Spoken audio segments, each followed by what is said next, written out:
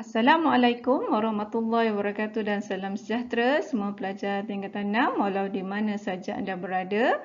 Kita teruskan ulang kaji kita dengan tajuk ataupun subtopik yang seterusnya. Okey, kita lihat apakah tajuk kita hari ini. Okey, tajuk kita adalah teknologi maklumat ya, iaitu subtopik dalam bab 3 di penggal 2 ya. Okey, jadi teruskan ulang kaji. Jom ulang kaji, jom belajar bersama saya Cikgu Asma dari Sekolah Menengah Kebangsaan Skudai Johor Bahru ya. Okey, kita nak fokus tajuk apa hari ini? Kita fokus kepada kepentingan dan peranan ICT. Okey, jom ulang kaji. Okey, jadi sebelum kita teruskan ataupun kita nak lihat ulang kaji kepentingan dan peran ICT, kita lihat dulu apakah yang dikatakan sebagai teknologi maklumat ya. Okey. Teknologi maklumat merangkumi teknologi perkomputeran dan telekomunikasi yang digunakan dalam pelbagai bidang seperti perniagaan, perubatan, pendidikan, perindustrian, pertanian dan domestik ya. Maksudnya di sini peralatan perkomputeran dan juga telekomunikasi itu tidak dapat dipisahkan ya. Okey, nama pun teknologi maklumat ya. Jadi dalam kegiatan perniagaan ke perubatan ke teknologi maklumat ini sangat memainkan peranan penting untuk memastikan ya kelestarian perkembangan ataupun pembangunan dalam bidang-bidang yang tersebut ya. Okey. Selain daripada itu, kita boleh juga katakan bahawa teknologi maklumat merupakan penggunaan teknologi dan sistem komputer dalam aspek pengurusan dan pemprosesan data ya. Maksudnya dengan adanya teknologi maklumat pengurusan ataupun perjalanan pengurusan sebuah syarikat itu lebih mudah, lebih teratur ya, lebih cepat ya. Okey, dan juga data-data atau maklumat boleh diperolehi dengan cepat ya, dan juga tindakan ataupun sebarang keputusan dapat dilakukan dengan lebih cepat ya berbanding dengan sebelum adanya teknologi maklumat ya. Banyak perkara yang dilakukan secara manual ya. Okey. Seterusnya kita boleh juga katakan bahawa teknologi maklumat merupakan proses penyampaian rakaman, capaian dan kegunaan kandungan bahan sebagai asas membantu seseorang membuat keputusan. Okey, contoh yang mudah ya, apabila anda melihat katalog dalam talian ya, maksudnya mudahlah ya, anda boleh buat pilihan dengan cepat ya, dan lebih cepat anda membuat keputusan. Maksudnya tak perlu pergi untuk mendapatkan ataupun pergi ke kedai ataupun ke lokasi perniagaan tersebut ya, tapi anda mudah ya mendapat maklumat ya melalui ataupun maklumat atas talian ya yang dikongsikan oleh syarikat-syarikat ataupun peniaga-peniaga yang memasarkan barang mereka ya. Jadi anda pun cepat ya ataupun memudahkan anda untuk membuat keputusan pembelian ataupun untuk membuat pilihan ya. Okey. Jadi itu adalah teknologi maklumat. Jadi bila kita sebut teknologi maklumat mesti tidak dapat dipisahkan dengan internet. Okey. Jadi teknologi maklumat dan internet ibarat irama dan lagu, tidak dapat dipisahkan. Okey, kita teruskan.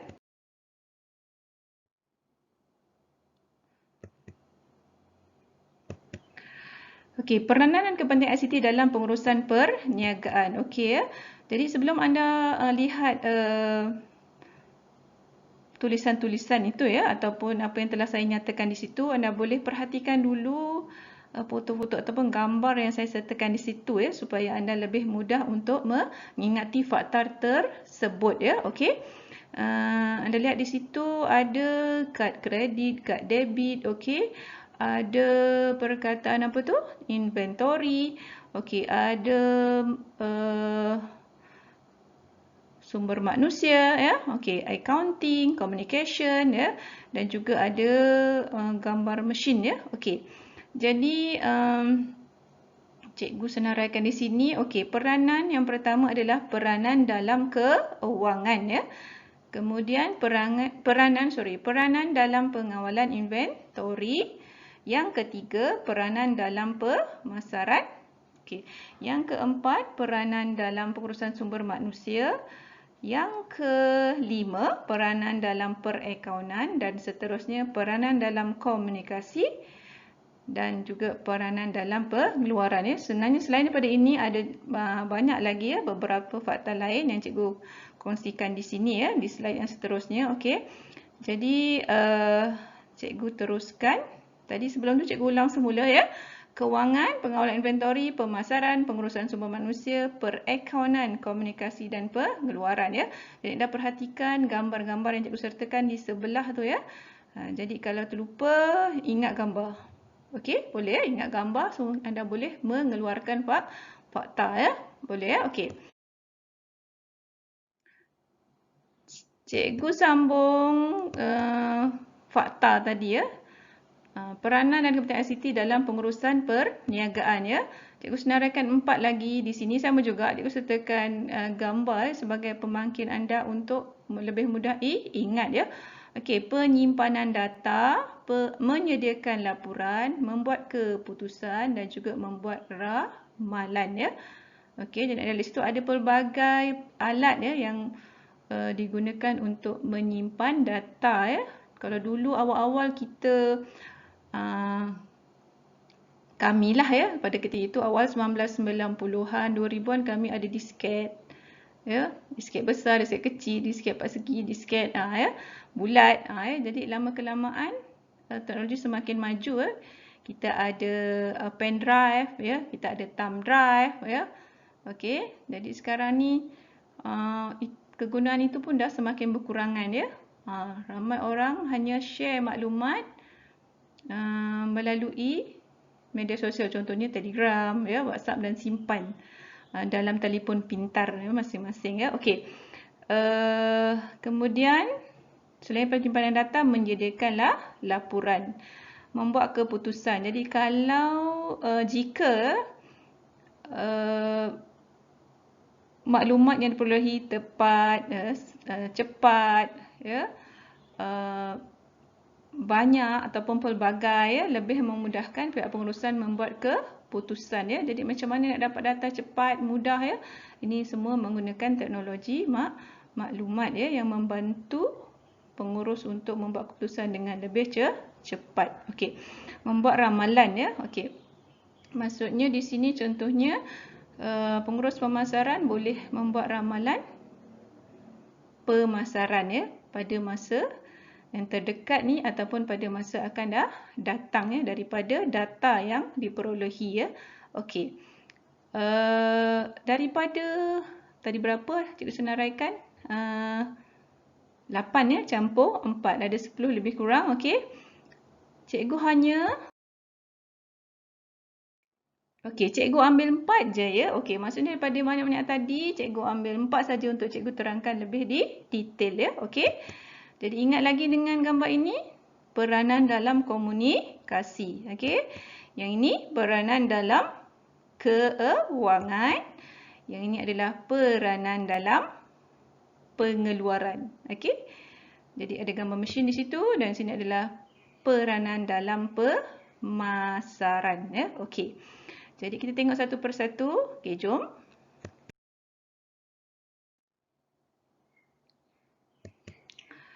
Okey, kita lihat di sini huraiannya meningkatkan sistem komunikasi dalam organisasi. Okey, kat situ pun ada perkataan komunikasi Jadi kita sebenarnya nak lihat huraian peranan dalam komunikasi. Peranan apa tadi? Peranan dan kepentingan ICT tajuk kita hari ini. Okey. Komunikasi mudah, murah dan berkesan dengan organisasi luar Maksudnya di sini melalui teknologi maklumat atau dengan penggunaan teknologi maklumat, komunikasi menjadi lebih mudah tidak kira sama ada di dalam ataupun dengan pihak di luar organisasi Jadi contohnya dengan ada internet. Internet tu maksudnya jaringan hubungan yang global tanpa sempadan dengan mana-mana saja pihak di luar organisasi. Kalau intranet tu adalah jaringan hubungan dalam organisasi dan juga beberapa lain, Telegram dan juga apa-apa saja aplikasi media sosial sekarang ni Okey, email pun saya rasa dah kurang, bergantunglah kepada maklumat apa yang anda nak perolehi Okey. Okey, jadi tadi cikgu sebutkan bahawa ini adalah peranan dalam komunikasi. Okey, kita teruskan. Okey, peranan dalam keuangan. Okey, ingat lagi dengan gambar tu ya. Kad kredit, kad debit dan sebagainya. Okey, dengan adanya ICT dapat memurahkan kos perancangan dan penyediaan keuangan ya, sebab semuanya menggunakan teknologi maklumat, ada sistem yang tertentu yang digunakan, jadi mudah pembetulan ke penambahbaikan mudah dilakukan ya, berbanding dengan menggunakan secara manual ataupun atas kertas ya. Memang sukar untuk maksudnya memerlukan kos yang lebih banyak ya, berbanding dengan secara soft copy ya, atau menggunakan teknologi maklumat. Okey, memperbaiki aliran wang tunai menggunakan masa pembayaran ya, sebab pembayaran atau pemindahan wang daripada pembeli kepada penjual itu lebih cepat ya. Kalau dulu kita mula-mula teknologi maklumat yang berkaitan dengan kewangan ini adalah ATM. Itu mengeluarkan ataupun memasukkan wang menggunakan mesin ATM ya. Kemudian kita ada seiring dengan itu kita ada kad kredit ya. Okey, silapan ejaan di situ kad kredit ya. Kan kad kredit. Okey, kemudian kad debit. Kad debit maksudnya anda boleh buat pembayaran menggunakan kad debit ya. Sekarang kita dengan e-wallet pula ya sekarang. Contohnya ada Bush, ada GrabPay dan yang terbaru ada FPX. FPX tu apa dia? Financial Process Exchange. Maksudnya kalau pemindahan wang secara online itu dah kira cepat. FPX lagi cepat, lagi pantas.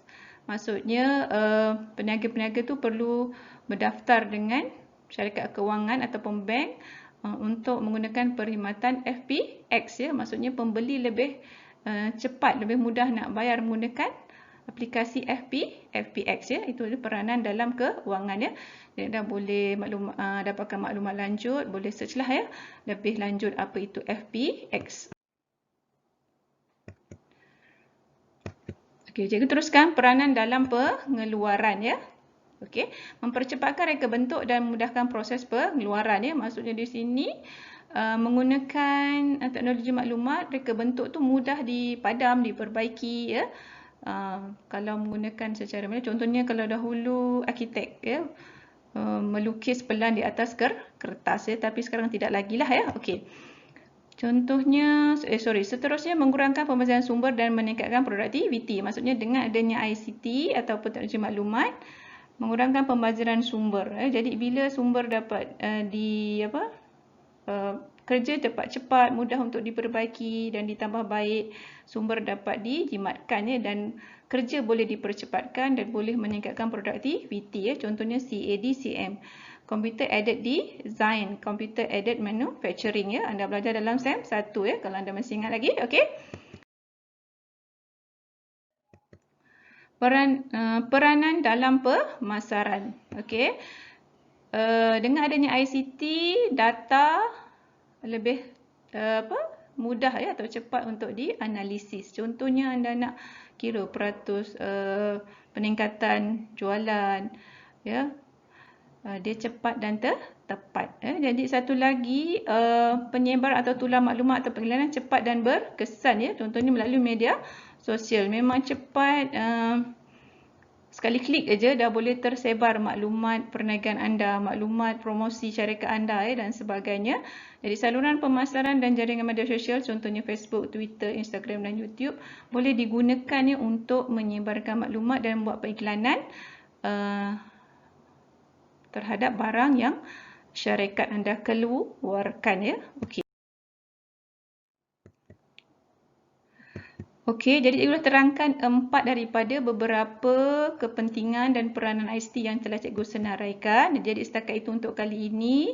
Okey, bersambung di bahagian 2. Okey, jadi semoga apa yang cikgu kongsikan itu bermanfaat dan boleh membantu anda untuk berjaya, dan insya-Allah anda akan menjadi cemerlang ya. Sekian untuk setakat ini. Jumpa lagi di bahagian yang seterusnya. Assalamualaikum dan terima kasih.